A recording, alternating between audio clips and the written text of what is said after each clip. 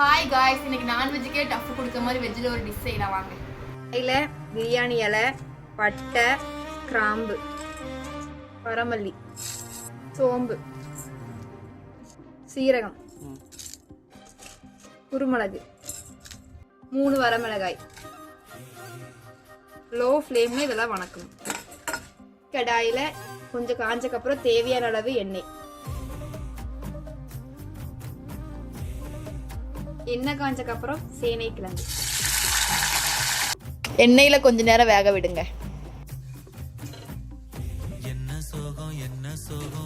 கடாயில் தேவையான அளவு எண்ணெய், ஒரு கைப்பிடி அளவு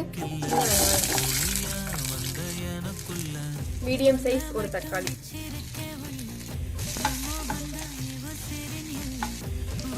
அஞ்சு பல்லு பூண்டு, ஒரு சின்ன துண்டு இஞ்சி, தேவையான அளவு உப்பு, வீட்டிலேயே அரைத்த குழம்பு மிளகாய் தூள், வீட்டிலேயே அரைத்த மல்லித்தூள், சிறிதளவு சிக்கன் தூள்.